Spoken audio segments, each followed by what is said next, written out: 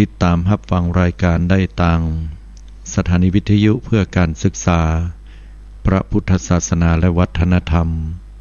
คลื่น FM 104.50 เมกะเฮิรตซ์วัดฝายหินสถานีวิทยุกระจายเสียงคลื่น FM 90.75 เมกะเฮิรตซ์เสียงป่าซางและยังมีสถานีวิทยุขึ้นสีขาวเพื่อชาวประชาที่ได้ออกอากาศอยู่ตลอดจนถึงเครือข่ายของสถานีวิทยุทุกๆคลื่นที่ได้ลิงสัญญาณไปเพื่อจะได้นำเอาหลักธรรมคำสอนไปถึงแด่ญาติโยมทุกท่านโดยสาธุชนญาติโยมสามารถโทรเข้ามาร่วมในช่วงท้ายรายการได้ที่หมายเลขโทรศัพท์083 935 7219 083 935 7219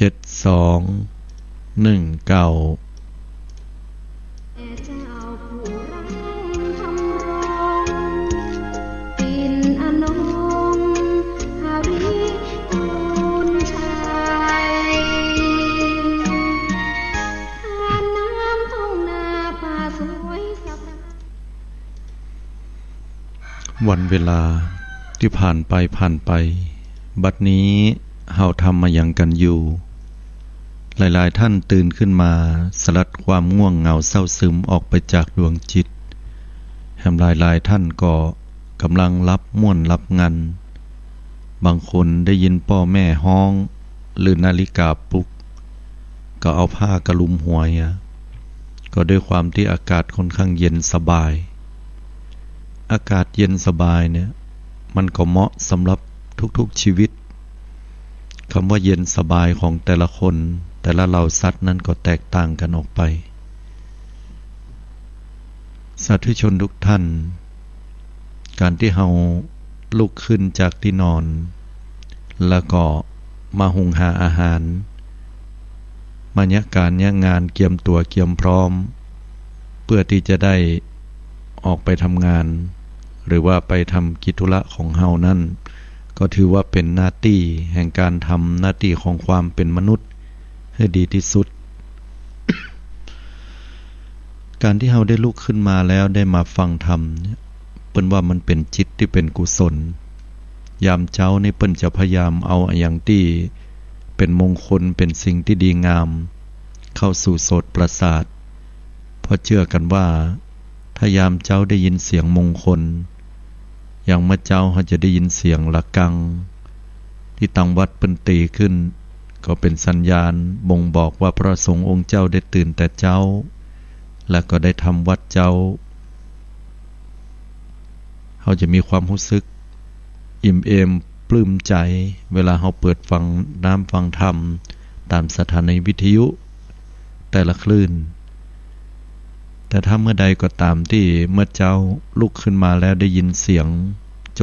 มซ้ำเดือดร้อนก็ถือว่าบ่ค่อยเป็นมงคลใดสำหรับวันนั้นจะได้ยินเสียงอะไรอย่างก็ตามแต่ศรัทธาสาธุชนทุกท่านเสียงนั้นก็สักแต่ว่าเสียงบ่ใช่สัตว์บุคคลตัวตนเฮาเขาที่เฮาจะเข้าไปยึดมั่นถือมั่นได้กำเดียวเสียงแห่งความม่วนงันสันเล่าเหล่านั้นบอกว่าจะเป็นเสียงเพลงเสียงคนอู้จากันเสียงกำชมเชยสักกำหนึ่งมันก็ก้อยผ่านไปหรือเสียงที่มันบ่ม่วนบางงันกำจมกำด่ากำเดือดของคนข้างบ้านก็ดีหรือว่าเสียงที่เข้ามาแล้วต่อล้อต่อว่าเฮาสักกำมันก็ผ่านไปถ้าเสียงเหล่านั้นเฮาบ่ได้ใส่ใจคนเฮาจะสุขจะทุกข์นั้นอยู่ที่ใจญาติโยมทั้งหลายกรรมอันใดที่จะเข้าหูเข้ามานั้นถ้ามันเป็นสิ่งที่ดีคัดกรองแล้วก็ทำให้จิตใจเฮาแช่มชื่นเบิกบานบ่ต่างจากน้ำที่เฮาได้หดต้นไม้ในยามแรกเจ้าภายน้ำเหี่ยน้อยหนึ่งก็ยังความชุ่มชื้นให้กับต้นไม้รอแสงแดดอ่อนๆดอกไม้ก็ผลิดอกออกบานงดงามเหลือเกินข้อนี้ฉันใด จิตใจคนเฮาถ้าหับสิ่งที่ดีงามและเอามาใส่ใจเหมือนหลักธรรมที่เฮาได้ฟังณขณะเนี้ยก็เป็นเหตุทำให้จิตใจเฮาเบิกบานแช่มชื่นบ่ต่างจากการที่ดอกไม้นั้นได้รับน้ำและแสงแดดยามเจ้าฉะนั้น สาธุชนญาติโยมพุทธบริษัททุกท่านหลายๆคนก็มีคำถามเกิดความสงสัยในเรื่องราวต่างๆยกตัวอย่างเช่นพระเวสสันดรหรือว่าเรื่องของพระพุทธเจ้าก็มีคำถามออกมาเหมือนกันถามอาตมาภาพมาว่าเกิดมีความสงสัยขึ้นมาว่าเรื่องราวของพระเวสสันดรเนี่ยมันเป็นเรื่องราวที่เกินความเป็นจริงของโลกหรือว่าคนเฮาคนหนึ่งจะยะได้ ก็ถามเพิ่นเหมือนกันว่ามันเป็นเรื่องอะไรอย่างแน่นอนญาติโยมทั้งหลายถ้าเราฟังเรื่องของพระเวสสันดรเราก็จะนึกถึงเรื่องของการให้ทานเพราะว่าเป็นหนึ่งในทศชาติชาดกคือ10ชาติหลังสุดท้ายก่อนพระพุทธเจ้าจะได้ทลัดพัญญามาเป็นพระพุทธเจ้าทีนี้พระเวสสันดรเนี่ยปั้มเป่งเรื่องของตานาบารมีอยู่หลายครั้งที่เราเกิดความสงสัยว่าพระเวสสันดรนี่สามารถที่จะตานจ้างกู้บ้านกู้เมืองเนี่ยเอาไปให้กับหมู่พราหมณ์เนี่ยมันเป็นไปได้ก็บางเตื้อก็ยังตานราชรถ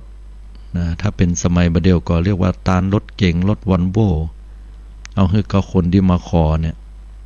ถ้าเป็นเฮามีเนี่ยเฮาจะปั่นเข้าไปก็แล้วก็บางครั้งเฮาก็มาคิดว่ามันจะเป็นแต่ก็ฮะเอาเมียให้เปิ้นเนี่ยขณะว่าได้ยินว่าเมียไปเดินอยู่กับไผเนี่ยยังรู้สึกว่าเป็นฟืนเป็นไฟแต่พระเวสสันดรเนี่ยยกเมียให้คนอื่นเนี่ยมีอยู่2อย่างถ้าบ่เป็นผีบ้าก็แสดงว่าเสียสติไปแล้วนะคนบ่เดียวก็จะคิดกันอย่างนั้นและที่สำคัญไปกว่านั้นได้สละโซ่ทองคล้องใจหรือว่าคนที่เป็นลูกเนี่ย เฮือตานกับปู่พามชูชกไปในยามที่ปู่พามชูชกเข้าไปขอลูก กันหาชาลีเนี่ยในตามที่ได้กล่าวไว้ในเรื่องของพระเวสสันดรและปู่พามชูชกนี่ก็บ่ได้นำเอากันหาชาลีไปอย่างที่เรียกว่าง่ายๆเพราะว่าละอ่อนถึง2นั่นก็ขัดขืนก็เป็นเหตุที่จะต้องใจไม่แท้เคี่ยนไปตัวแล้วก็จักลากไปตัวในเครือเข่าที่เอามาวัดมามัดนั้นพระเวสสันดรก็อดทนแล้วก็บ่ได้ตอบโต้อันใด สาธุชนญาติโยมทุกท่านคำถามที่ว่ามันเป็นไปได้ก่อว่าคนอย่างเงี้ยจะมีอยู่บนโลกใบเนี้ยอันนี้อาตมาภาพจะมาแถลงชี้แจงให้ฟังแม้แต่ในคราวครั้งที่พระพุทธเจ้าได้อุบัติขึ้นตอนครั้งแรกๆที่เป็นลูกของมหากษัตริย์ก็พระองค์ได้พระนามว่าเจ้าชายสิทธัตถะใหญ่หน้ากาบานเมื่อแต่งงานเรียบร้อย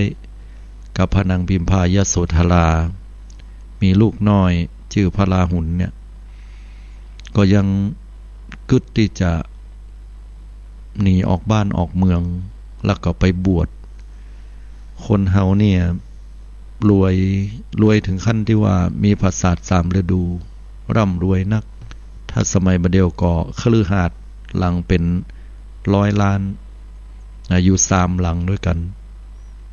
มีข้าทาสบริพารหรือว่าคนใจเนี่ยจำนวนนักหลายร้อยหลายพันแวดหน้าแวดหลังจะใจให้ยังก็ได้ก็มีความสะดวกสบายและอยู่ดีกินได้ก็ต้องการที่จะออกไปนอนกลางดินกินกลางทรายได้อย่างใดมันเป็นเรื่องที่คนเกิดความสงสัยกันว่ามันจะเป็นไปได้แต่ก็อันนี้เนี่ยอาตมาภาพก็จะให้ญาติโยมได้กึศพิจารณาตามลำดับขั้น เพราะ ราะว่าหลายๆคนนั้นถามมาว่าพระพุทธเจ้าในหันแก่ตัวนะและตั้งแต่สมัยชาติที่เป็นพระเวสสันดรนะแล้วก็ยิ่งไปละลูกละเมียเหียนะในยามที่เป็นเจ้าชายสิทธัตถะหนีออกไปบวชนะหันแก่ตัวนะละเมียไว้แล้วปล่อยให้เมียนั้นต้องอยู่คนเดียวปล่อยให้ลูกเต้านะจะต้องมาโดนละไปเหียพ่อแม่ก็เป็นห่วงเป็นใยคือยังญาติโยมทั้งหลายพระพุทธเจ้าของเฮาเนี่ยเป็นพระโพธิสัตว์ปั้มเป่งบุญญาธิการปารมีมาก่อนเป็นธรรมดาของคนที่บ่เหมือนเปิ้นคำว่าบ่เหมือนก็คือมีจิตใจที่ยิ่งใหญ่กว่าคนทั้งหลายที่จะยะได้การสละของพระพุทธเจ้าเนี่ยการที่พระองค์ได้ออกจากที่อยู่ที่อาศัยออกจากเมืองออกจากปราสาทไปก็ด้วยความที่พระองค์ท่านนั้นได้รับการบำรุงบำเรอได้ดูแลพ่อกอยเป็นอย่างดีจากพระราชบิดาคือพระเจ้าสุโธทนะเพราะบ่ต้องการให้เจ้าชายสิทธัตถะนั้นได้หูได้หันคนแก่คนเจ็บคนตายความลำบากทุกข์ยากบ่ให้ฮู้จักเพราะอะไรอย่างเพราะว่าต้องการให้เจ้าชายนั้นได้เป็นพระราชาแทนตัวเก่าและเนื่องจากว่าตอนเป็นละออนเนี่ยพราหมณ์ได้ทำนายตายตักไว้ว่าถ้าครองเมืองจะเป็นเจ้าจักรพรรดินะของมีทวีปทั้งสี่เป็นเขตแดนแต่ถ้าหากว่าออกบวชจะได้เป็นศาสดาเอกของโลกคือได้เป็นพระพุทธเจ้าพระเจ้าสุโธทนะก็บ่ได้ยอมต้องการที่จะให้ลูกของตัวเก่านั้นครองเมืองเป็นจอมจักรพรรดิแทนแต่ด้วยบุญญาธิการปารมีที่พระพุทธเจ้าได้ปั้มเป่งมาดีแล้วสีอสงไขยปลายแสนมหากัปก็เป็นเหตุเป็นปัจจัยให้พระพุทธองค์นั้นได้เสด็จออกไปสู่เมืองโดยนายชนะเนี่ยปาไปแอวก็ไปหันความทุกข์ความยากหันความเกิดความแก่ความเจ็บความตายต่างๆหันทูตที่เฮาฮ้องกันเทวทูต4ก็มีเทวทูต5ก็มีก็เป็นเหตุเป็นปัจจัยให้พระพุทธเจ้าทรงสลดพระทัยและเกิดความเบื่อหน่ายละหันโทษแห่งการครองชีวิตความเป็นฆราวาสตั้งใจออกบวชไปนอนกลางดินกินกลางทรายญาติโยมเฮามาคิดเพราะว่าคนที่จะเสียสละเนี่ยเปิ้นมีเป้าหมายชีวิตการที่จะออกไปนอนกลางดินกินกลางทรายเนี่ยการลงทุนเหล่านี้จะต้องลงทุนแล้วให้ได้กุ้มก้ากับการที่ลงทุนไปถามโยมง่ายๆว่าเวลาโยมค้าโยมขายเนี่ยหรือว่าเฮาจะเนี่ยอย่างสักอย่างแล้วเฮาลงทุนไปเฮาก็ต้องหวังกำไรแม่นก็โยมบ่เป็นเงินเฮาก็ต้องเป็นสิ่งอื่นข้อนี้ฉันใดเจ้าชายสิทธัตถะก็เหมือนเดียวกันนะวิธีเดียวที่จะให้พระองค์ได้ออกจากความทุกข์การเวียนว่ายตายเกิดแก่เจ็บตายได้นั่นก็คือต้องลงทุนออกไปเพื่อจะแสวงหาสัจธรรม ซึ่งสมัยก่อนนั้นเพิ่นออกไปเพื่อก็ไปแต่ละสำนักไปลองปฏิบัติพอก็บ่เป็นที่พอพระทัยจนในที่สุดทรมานตัวเก่าพอจะดีตายโดยการที่อดอาหารเนี่ยมาโมดกูสิ่งกูอย่างแล้วเนาะก่อนหน้านั้นก็บอกว่าจะเป็นการทรมานร่างกายพอแดดโดยบ่ารับตาก็มีตาก็เกือบบอดนะเอามือกำมือแล้วก็บ่ปล่อยเอาค้างไว้อีแล้วเล็บเนี่ยมันหยั่งที่มือรับตานะแล้วก็คบเขี้ยวตัวเก่าจนบางเตื้อลมมันขึ้นหูปอเป็นเวลามึนก็บรรลุธรรมไปฝึกฌานสมาบัติต่างๆออกมาก็ยังมีกิเลสสุดท้ายก็มาลองในเรื่องของการอดอาหารเนี่ยเพิ่นว่าเป็นการทดลองที่ยากที่สุดบ่มีภัยจะผ่านได้ง่ายๆเจ้าชายสิทธัตถะก็เมื่อเป็นนักบวชแล้วก็ไปลองรับตาแล้วก็อดอาหาร อดอาหารโดยตลอดแต่บ่ได้ปฏิบัติเพียรตั้งจิตในที่สุดเกือบจะตายแล้วญาติโยมทั้งหลายก็มาคิดใจว่าหนทางเนี่ยถ้าเฮาไปแหมน้อยเฮาก็ต้องตายละบ่ได้ปะมันเป็นทางที่ตันไปละ ก็เลยเปลี่ยนแนวทางมาปฏิบัติต่างจิตแทนผลปรากฏว่าในคืนนั้นก็ได้ทลัตพญาเป็นพระสัมมาสัมพุทธเจ้าเมื่อพระองค์ท่านได้เผยแผ่หลักคำสอนของพระองค์ไปสู่แคว้นน้อยแคว้นใหญ่ถ้าเป็นสมัยบัดเดียวก็เป็นจังหวัดแต่ละจังหวัดไปในที่สุดในพรรษาที่7ก็ด้วยการที่มีผู้มาอารัธนาให้พระองค์ได้ปิกปอกเมืองกบิลพัสเพื่อไปเยี่ยมพระราชบิดาตลอดจนถึงพระประยุรญาติและแน่นอนว่าเมื่อปิกไปก็จะต้องไปปะภรรยาเก่าและลูกของตัวเก่าคือพระนางพิมพายโสธราและก็พระราหุลอันเป็นลูกการไปในครั้งนั้นเนี่ยพระพุทธองค์ได้ตรัสบอกให้กับพระอานนท์ว่าดูก่อนอานนท์ถ้าหากว่าพระนางพิมพาหรือว่ายโสธราอดีตเมียของเฮาเนี่ยถ้าหากว่านางเข้ามาถึงแล้วเจ้าเข้ามากอดขาเฮาหวันแข้งเฮาแล้วก็พิไลลำพันเจ็บปวดหัวใจนะปานจะเป็นจะตายอย่างอันก็บ่ต้องห้ามนะเพราะว่าเฮาตถาคตนั้นเป็นผู้บ่มีกิเลสแล้วเข้าใจความรู้สึก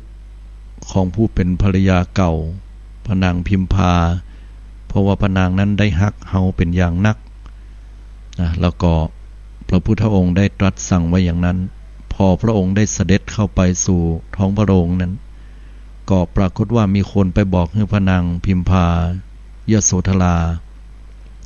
พระนางพิมพานั้นก็เกิดความปีติยินดีใจเหมือนกับคนที่อุปมาไปเป็นว่าเหมือนกับคนที่จะเป็นจะตายแล้วด้วยโรคภัยไข้เจ็บนั้นแต่พอมีน้ำอมฤตมาฉโลมใจแล้วก็ฟื้นคืนขึ้นมาเนี่ยฉันใดความหวังของนางที่จะเข้าไปหาเจ้าชายสิทธัตถะหรือตอนนั้นเป็นพระพุทธเจ้าแล้วเนี่ยก็ฉันนั้นเหมือนกันส่วนหนึ่งก็ดีใจจิตใจนี้ดีใจบ่มีอะไรอย่างเตรียมเต้าแต่ส่วนหนึ่งนั้นก็แค้นใจส่วนหนึ่งนั้นก็น้อยใจว่าจะได้พระองค์ถึงต้องละข้าเจ้าไปให้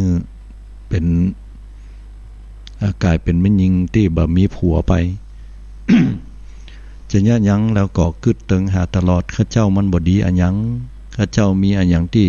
บกพร่องพระนางพิมพายโสธราก็ได้เข้าไปหาพอไปหันพระพุทธเจ้าประทับอยู่ด้วยความนิ่งสงบน้ำตาของนางก็หลั่งไหลออกมาบ่ฮู้ว่าลูกที่ไหนมาเข้าไปถึงตัวเก่าแทบจะเป็นจะตายนะก้มลงแทบพระบาทแล้วก็เอาผมของตัวเก่าเนี่ยสยายผม7พระบาทของพระพุทธเจ้า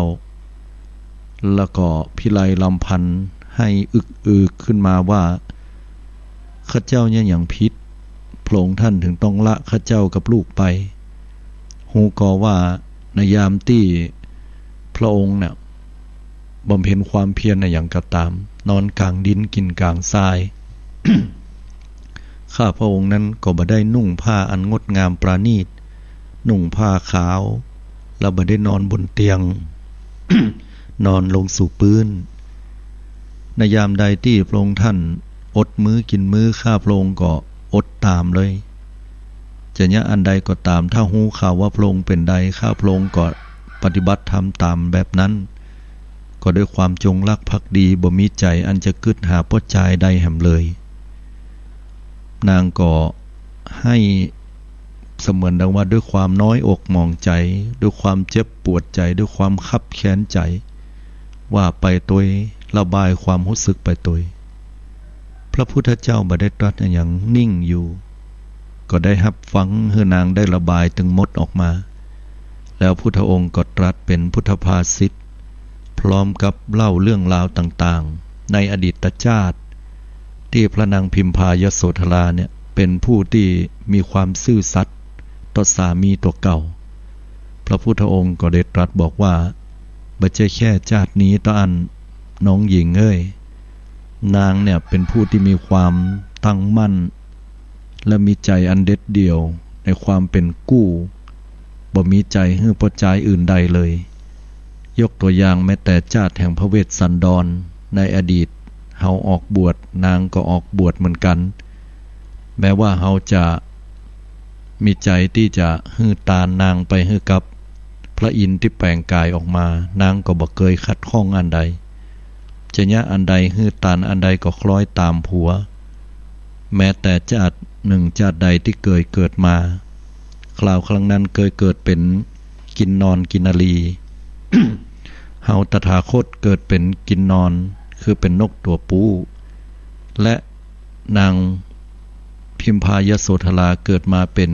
กินนรีคือนกตัวเมียเมื่อนายพรานได้ยับเฮาไปแล้วก็ฆ่าเฮาให้ตายแล้วนางกินนรีก็บ่มีใจให้กับนกตัวอื่นเลยบอกว่านกนั้นจะมาบีบบังคับบอกว่านกนั้นจะเอาสิ่งใดมาล่อก็ตามสุดท้ายแล้วนางกินนรีนั้นก็พร้อมที่จะโดดเข้ากองไฟตายตามเขาไปความจงรักภักดีของนางนั้นจะหาสตรีใดบนโลกใบนี้มาเทียบได้ยากเหลือเกินพระพุทธเจ้าทรงตรัสปลอบนางอย่างนั้น แล้วก็สรรเสริญกุลของนางว่ายังเป็นอเนกอนันต์แสดงธรรมให้นางได้เข้าใจปลอบประโลมจิตใจของนางให้แช่มชื่นด้วยหลักธรรมสุดท้ายแล้วนางพิมพายโสธราก็บรรลุความเป็นพระโสดาบันนางก็พ้นจากอบายภูมิสี่คือบ่ต้องได้เกิดในนรกเปรตอสุรกายและสัตว์เดรัจฉานสาธุชนญาติโยมทั้งหลาย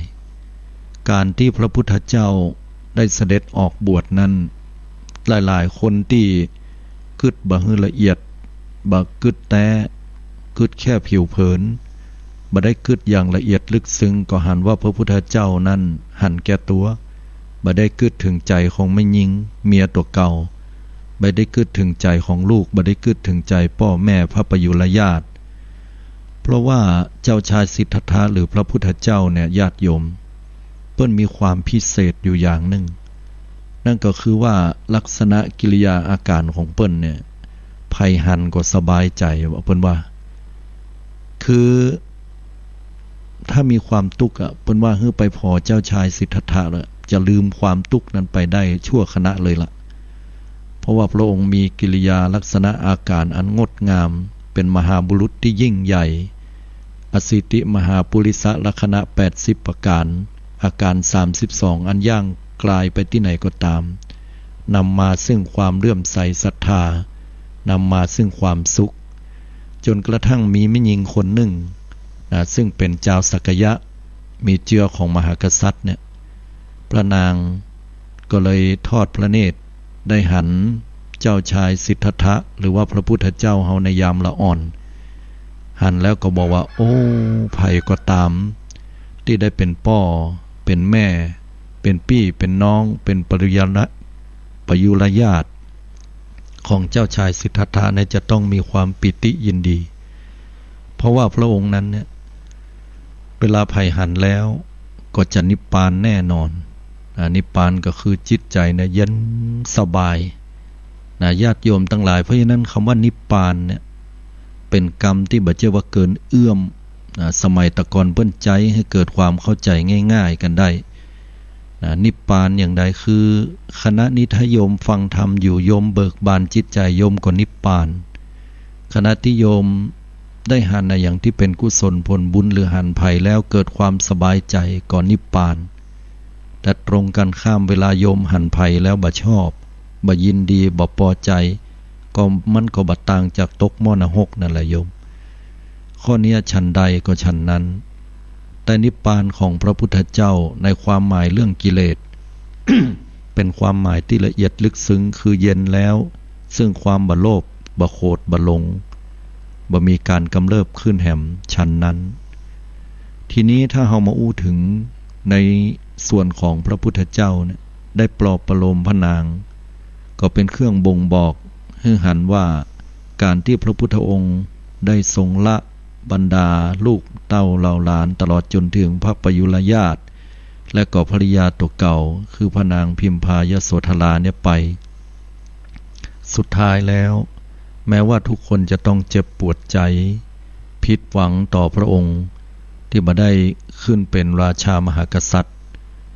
แต่พระพุทธองค์ได้ปิกปอกมาก็นำเอาหลักธรรมคำสอนเหล่านั้นมาสอนเขาต้านทั้งหลายนั้นก็ได้ฮับ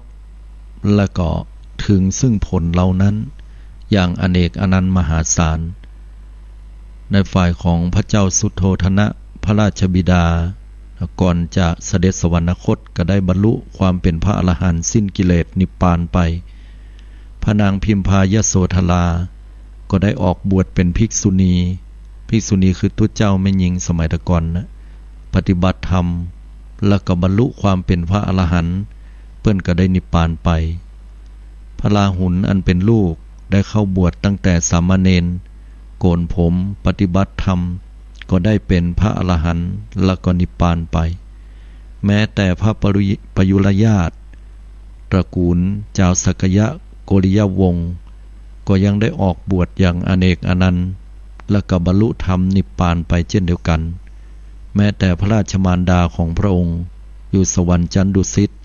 ในคราวครั้งที่พระองค์เสด็จไปสวรรค์ชั้นดาวดึงส์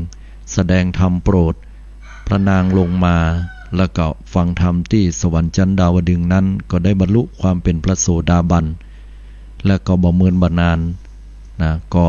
ได้สิ้นกรรมตรงนั้นก็ไปเกิดภพภูมิอื่นบรรลุความเป็นพระอรหันต์ก็ถึงนิพพานสาธุชนญาติโยมทุกท่านการที่พระองค์ได้ยะอย่างลงทุนไปอย่างเนี่ยบัดเช่ว่าพระองค์เปิ้นเป็นคนหันแก่ตัวแต่ว่าการที่พระองค์ลงทุนอย่าง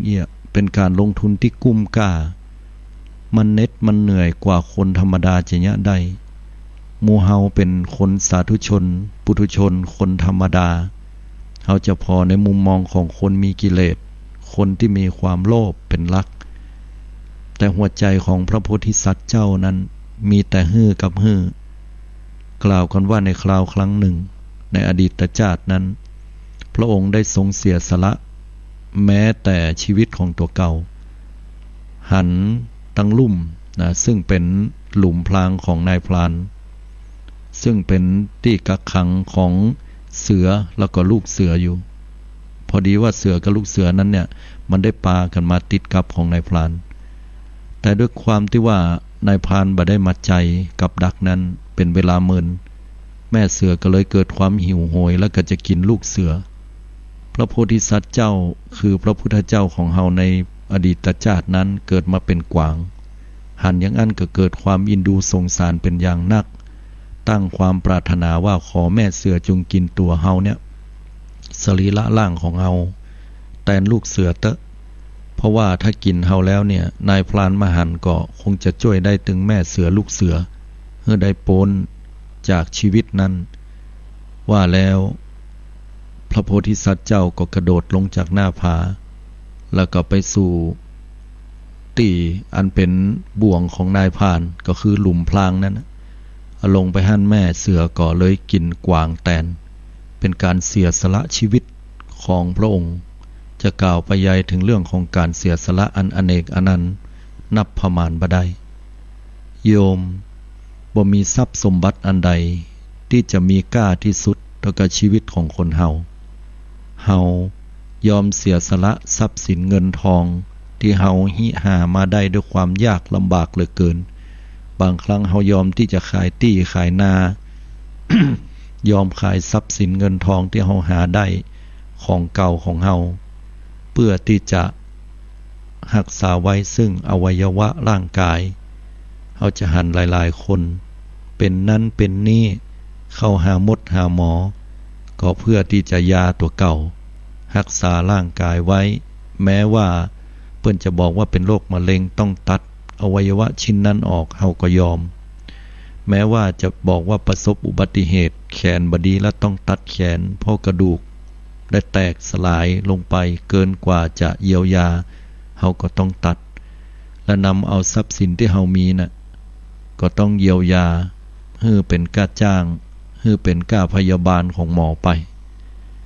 แต่ขณะเดียวกันเฮาก็ยอมที่จะสละอวัยวะสิ่งต่างๆเพื่อรักษาชีวิตของเฮารักษาไว้ซึ่งชีวิตของเฮาอันอื่นจะตัดจะกกจะ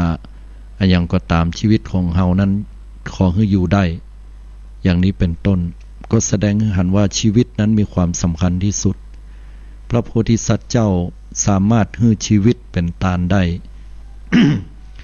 ก็เป็นแค่เรื่องที่แปลกสำหรับคนที่มีจิตใจปุถุชนอย่างหมู่เฮาแล้วล่ะเฮายังยะบ่ได้เลยญาติโยมทั้งหลายจะกล่าวไปย้ายถึงเรื่องของพระโพธิสัตว์เจ้าที่มีจิตใจกว้างเกินกว่าที่เฮาจะคาดคะเนได้เมื่อพระองค์ได้คืนกำไรให้กับบรรดาคนทั้งหลายแม้แต่หมู่เฮาทั้งหลายก็ได้อานิสงส์ได้กำไรนั้นบรรดาพระสงฆ์องค์เจ้าภิกษุสามเณรนี่ล่ะเป็นผู้ที่ได้กำไรยิ่งกว่ากำไรเฮาเป็นหนี้พระพุทธเจ้าเหลือเกิน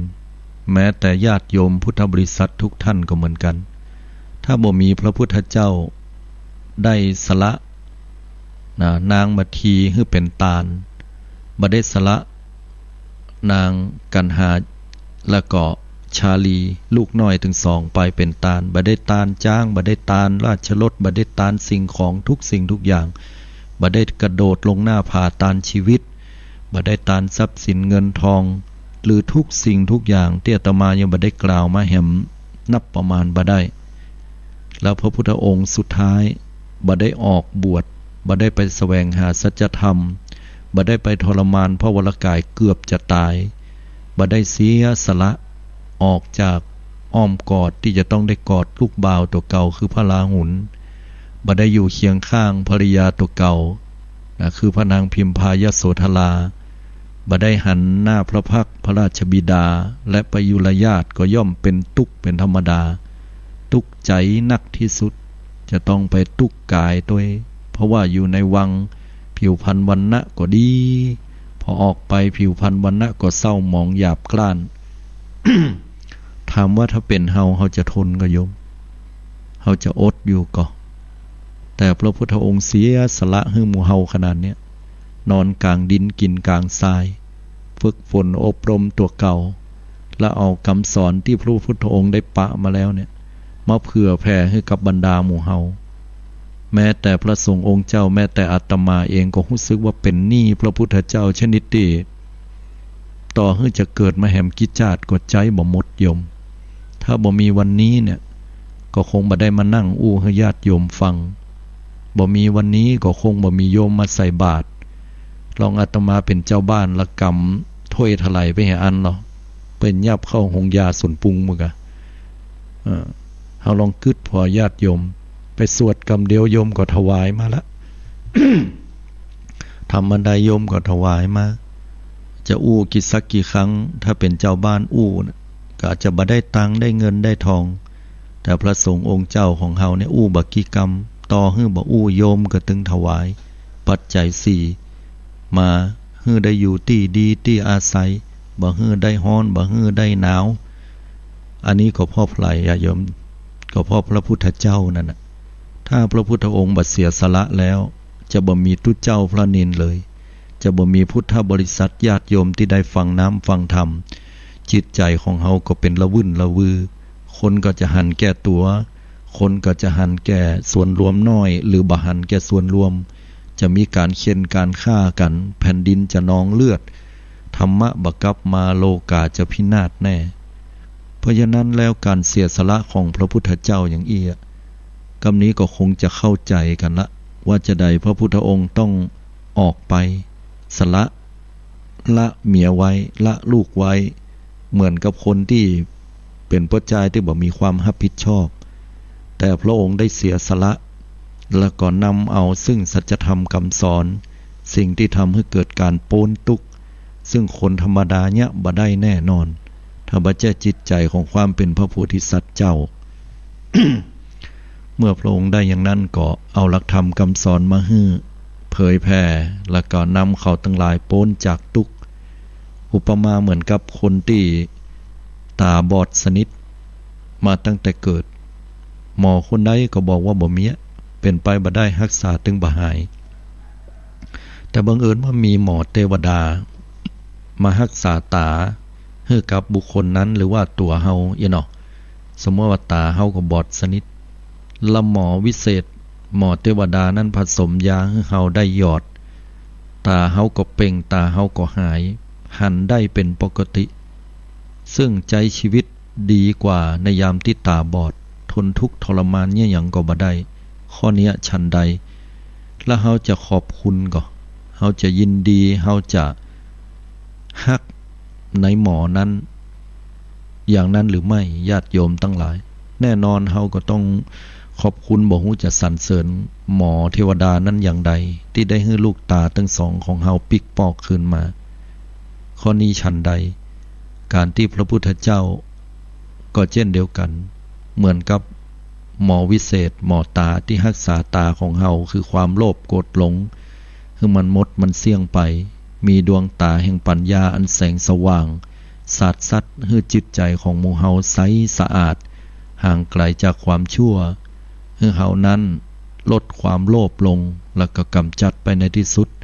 ให้การให้ทานรักษาศีลและภาวนาให้เฮานั้นลดความโกรธอันเป็นเครื่องเผาไหม้ใจอันเป็นเครื่องให้อภัยแทนการที่เฮาจะต้องผูกอาฆาตมาตร้ายจองเวรกันให้เฮานั้นลดความเป็นโมหะคือความลุ่มหลงขาดสติขาดการพิจารณาด้วยสติปัญญาและให้เฮาดำรงตนด้วยความเป็นประโยชน์ชนะรู้ว่าสิ่งนี้เป็นประโยชน์รู้ว่าสิ่งนี้เป็นโทษรู้ว่าสิ่งนี้ควรทำสิ่งนี้บ่ควรทำคือการกำจัดโมหะและยังเฮาจะบอกขอบคุณพระพุทธเจ้ากับญาติโยมทั้งหลายฉะนั้นอาตมาภาพมาอุจาญาติโยมในวันนี้ก็เพื่อให้หมู่เฮาได้ระลึกถึงพุทธคุณคือคุณของพระพุทธเจ้าให้ได้เข้าใจพระพุทธเจ้าอย่างแจ่มแจ้งว่าพระองค์บ่ใช่เป็นคนที่หันแก่ตัวพระองค์เป็นผู้เสียสละเป็นมหาบุรุษที่เสียสละยิ่งกว่าไผจะทำได้บ่มีไผทั้งเต็มมนุษย์และเทวดาเหล่าสรรพสัตว์ทั้งหลายจะเสียสละได้เต้าพระองค์แห่งแล้วบอกว่าในอดีตชาติหรือว่าชาติสุดท้ายของพระองค์ถ้าบ่มีพระองค์แล้วก็บ่มีหมู่เฮาพุทธบริษัท4ในวันนี้เจริญพรสาธุชนได้โทรเข้ามากันได้0839357219ฟังอยู่ตั้งใดพร้อมที่จะรับสายฟังธรรมะวันนี้ญาติโยมได้อย่างจากการฟังธรรมะพ่องเข้าใจหลักธรรมอย่างแจ่มแจ้งหรือว่าคุมเครือตอนใดก็โทรมาถามได้0839357219ยังรอรับสายโทรศัพท์ของญาติโยมทุกท่านในช่วงเวลาใต้ๆที่เหลืออย่างนี้โทรเข้ามากันได้เนาะอนุโมทนาสาธุชนญาติโยมในยามค่ำคืนก็จะได้ฟังการบรรยายเช่นเดียวกันการบรรยายที่จะมีขึ้นเมื่อยามค่ำคืนเจริญพรโยมได้ฟังในรายการมองข่าวสารผ่านแสงธรรมในช่วงเวลา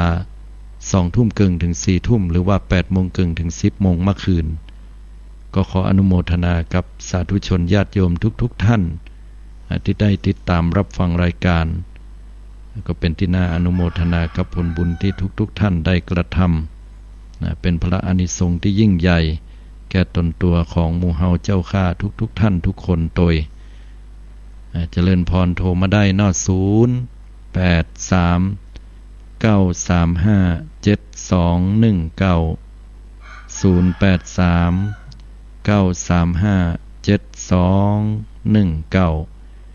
ติดตามรับฟังรายการตั้งใดก็โทรเข้ามากันได้นอ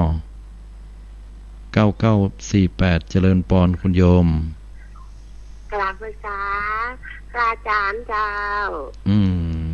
เป็นได้ปัสเสาปัสเสาเนื้อเจ้าฟังนะเจ้าพระอาจารย์เฮาเดินจงกรมใจเฮาสงบนิ่งเฮาเจียใจเฮาจิตจดจ่ออยู่ที่อันเท้าเฮาเนาะขวาย่างหนอซ้ายย่างหนอคิดที่เฮาปิ่นจะคิดว่าที่ความโลภความโกรธความหลงนี่มันก็จะหายไปเนาะถ้าคิดถ้าอยู่ตัวแล้วจ้ะ ถ้าเวลาเขาไปนั่งสมาธิมันจะสงบกว่าเขาไม่ได้เดินจงกรมเจ้าอาจารย์ดีเพราะว่านั่งได้คืนดีเจ้าแล้วเดินเตือนหนึ่งใช้เวลามื้อเหนือสักเหมือนกันอะสัก10 นาทีแล้วก็เจ้าอาจารย์เดิน10 นาทีเราเวลานั่งกี่นาทีนั่งก็ประมาณ10 นาทีอะเจ้าถ้ามัน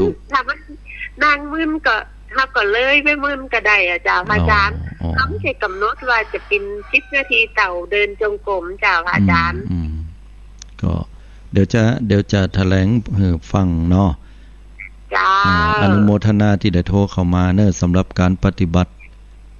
จ้าสาธุกราบไหว้สาจ้าเจริญพรอันนี้จากปัดเศร้าเพิ่นโทรเข้ามาการเดินจงกรมนะเป็นการปรับอินทรีย์5อินทรีย์5ได้แก่สัตทินทรีย์อินทรีย์คือศรัทธา2วิริยินทรีย์อินทรีย์คือความภาคเพียรพยายาม3สตินทรีย์อินทรีย์คือสติ4สมัทินทรีย์อินทรีย์คือสมาธิและ5ปัญญินทรีย์อินทรีย์คือปัญญาการที่เฮาพยายามปรับอินทรีย์5ให้เกิดความเปียงกันหรือบาลานซ์กันเนี่ยมันก็จะเป็นผลดีสำหรับการบรรลุธรรมยามใดที่ศรัทธานักปัญญาน้อยก็งมงายยามใดที่ปัญญานักศรัทธาน้อยอันนี้ก็ขี้สงสัยไปฮะเหมาะยามใดก็ตามความเพียรนักสมาธิน้อยอันนี้ก็ฟุ้งซ่านยามใดสมาธินักความเพียรน้อยอันนี้ก็ง่วงเหงาหาวนอนพระพุทธเจ้าถึงตรัสว่าให้เฮาเดินตามสายกลางก็คือให้สิ่งต่างๆเหล่านี้มันเปียงกันอินทรีย์5พอดีกันเว้นไว้แต่สตินทรีย์อินทรีย์คือสติเจริญนักต่อใดดีต่ออันเพิ่นว่านะฉะนั้นการเดินจงกรมมันเป็นวิริยินทรีย์อินทรีย์ก็คือความเพียรมันกำจัดความขี้เกียจขี้ค้านลงไปได้เวลาเขาไปนั่งสมาธิมันก็จะพอดิบพอดีต่างจากคนที่บ่ได้เดินจงกรมก่อนไปนั่งสมาธิกว่ามันจะสงบมันก็ใช้เวลามึนเนาะ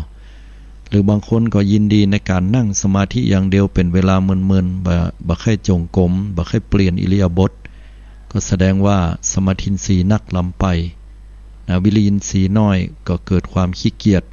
มันก็จะติดอยู่ในสมาธิพอสมควรเลยทีเดียว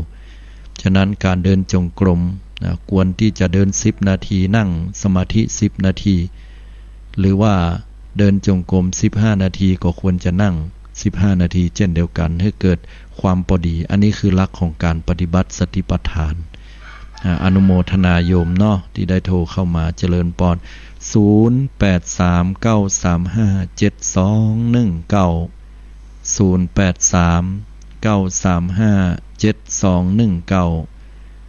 วันนี้หายไปหมดเป็นไดจ้าในก็วันหนาวก็คนนั้นเนาะปกติเนี่ยโทรกันมาบ่วัดบ่ไหวนะ1612เลขท้ายเจริญพรโยมครับนมัสการครับท่านจากที่ไหนโยม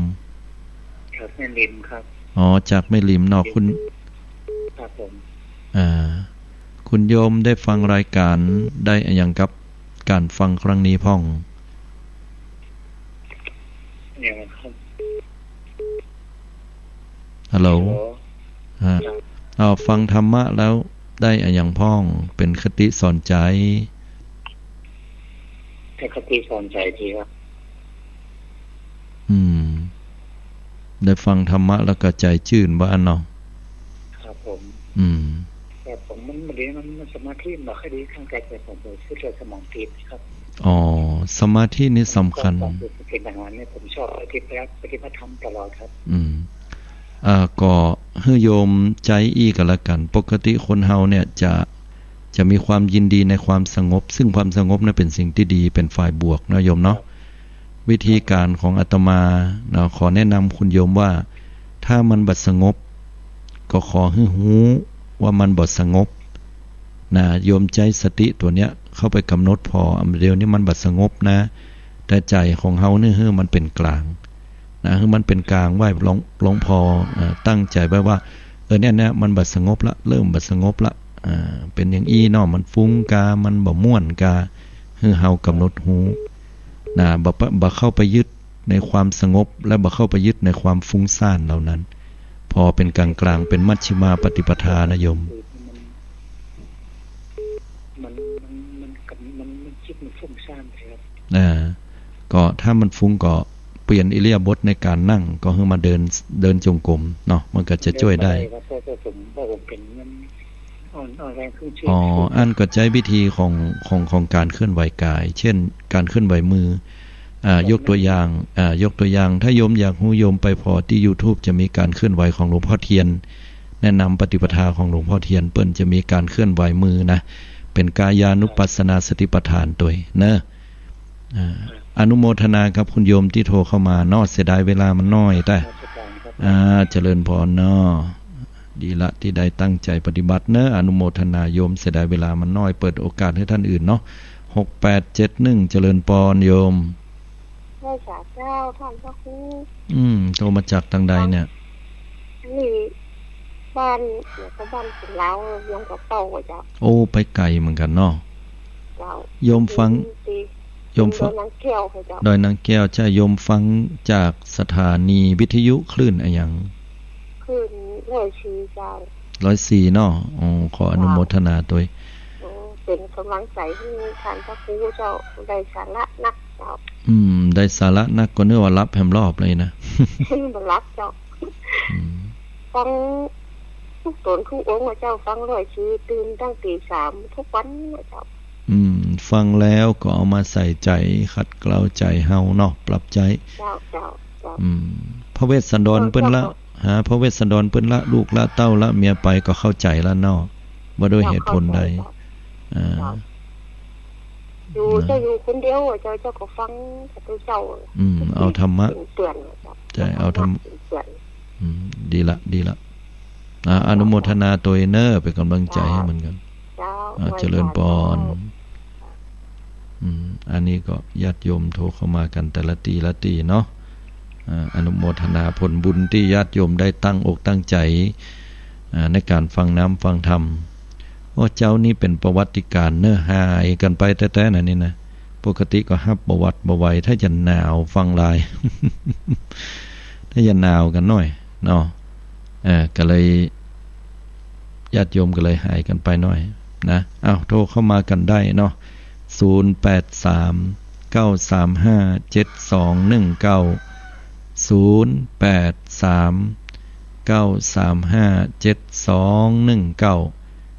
บางสายที่ลุดออกไปก็โทรเข้ามาใหม่เนาะอันนี้ก็จะได้ตอบคำถามให้กับศรัทธาญาติโยมได้ฟังกันนะสาธุชนญาติโยมโทรเข้ามา0544เนาะซึ่งเป็นเลขใต้อันนี้ก็ขอรับสายก่อนเนาะ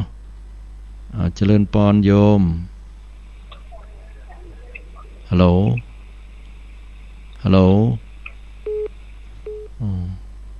หลุดไปละ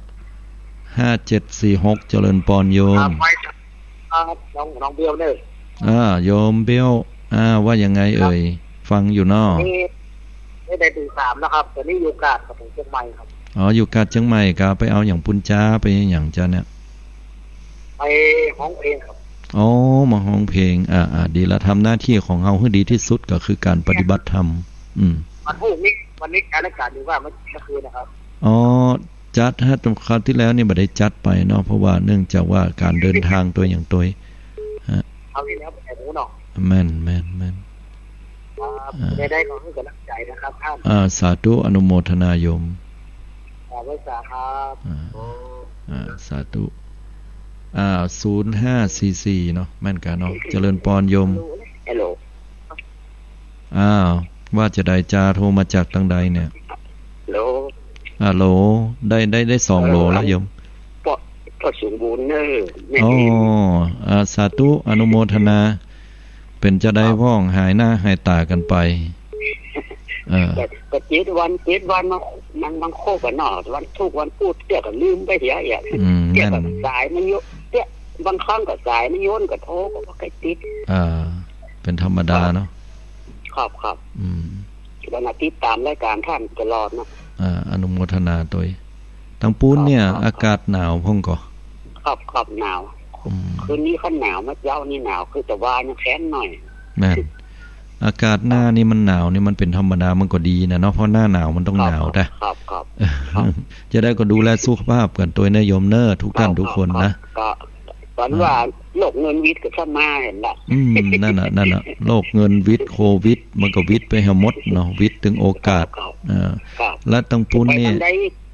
ไปทางใดก็ยากลำบากเขาใช่ละที่จริงเฮาก็ป้องกันตัวเฮาก็เป็นอย่างนั้นเนาะแม่นแต่เฮาก็ประมาทบ่ได้นะโยมก็ปฏิบัติตามที่เพิ่นบอกนั่นน่ะก็จะดีนะถ้าบ่จำเป็นก็บ่ควรออกไปที่ไหนเนาะกันไว้สาธุเนาะโชคดีเน้ออนุโมทนาอันนี้ก็เป็นการป้องกันตัวเก่าจากโรคโควิด -19 เนาะเพราะว่าต้องระมัดระวังกัน8015เจริญปอนโยมไว้สาเจ้าท่านมหาเจ้าจากที่ไหนโทรมาเนี่ยจากเวียงป่าเป้าเจ้าเวียงป่าเป้าบ้านหยังบ้านเวียงป่าเป้าเลยกะเจ้าบ้านดงไหลหน้าเจ้าดงไหลหน้าเนาะโอ้ฟังวันนี้เรื่องราวของพระพุทธเจ้าเนาะพุทธาธิคุณของพระพุทธเจ้าฟังแล้วได้เข้าใจเนาะเจ้าได้เข้าใจดีเจ้ามีสาระดีเจ้าเจ้าก็กำลังมันได้ยินฟังเจ้าก็ฟังมาหลายรอบเรื่องเจ้าหลายเตือนมันเจ้าก็ฟังมาญาติหนองหนึ่งนี่เจ้าก็มันได้ฟังนี่นะเจ้าอ๋อมันได้ฟังเนาะก็ดีละที่ได้ฟังก็ฟังกู้ตนกู้องค์เจ้าการโทรศัพท์นี่เจ้าดีละอนุโมทนาบุญตัวเนอเจ้าให้กำลังใจนะเจ้าสาธุเจ้าโทรเข้ามาบ่ได้รับสายโทรมาใหม่เนาะพี่น้องศรัทธาญาติโยมก็ใกล้เวลา 6 นาฬิกาเข้ามาเรื่อยๆนะอันนี้ก็ยังอยู่ด้วยกันนี่อยู่เนาะเอาไปไหนละเดี๋ยวกันนะเจริญปอน6633โทรมาจากทางใดเนี่ยฮัลโหลนมัสการเนี่ยโยมอันนี้ไผเนี่ยอันนี้คือโทรก็แหละคือโทรหลายเจิมก็แหละไม่ได้โทรอันนี้ปออดุลใจใจปุ่นแซมเป้งด้วยสนมแป้งแซมแป้งเสียงคล้ายๆกันหลายพอสอป้ากันแหละแม่นได้ฟังธรรมกันก่อนได้ฟังธรรมฟังรู้จังฟังรู้อนุโมทนาแล้วก็เดี๋ยวกันถามกันสบายดีวันนี้ฟังรายการแล้วเป็นได้พองนี่จังโทรไปเจียงไฮ้บ่ค่ะบ้านนั้นลุงใจพุ่นน่ะบ้านแม่วันพุ่นน่ะนะคะอ๋อก็ได้ติดต่อกันอยู่เนาะเพิ่นค่อยสบายเนาะแม่วันเพิ่นก็ค่อยสบายมันค่อยสบายว่าเนาะก็โทรลุงใจวันทั้งวันก็จังโทรมาเนาะอันนั้นดีละยังได้ก็ติดตามวันโอกาสติดตามเนอะเจริญปอนสาธุมาไปโวยก็มาโวยเหมือนกันนะ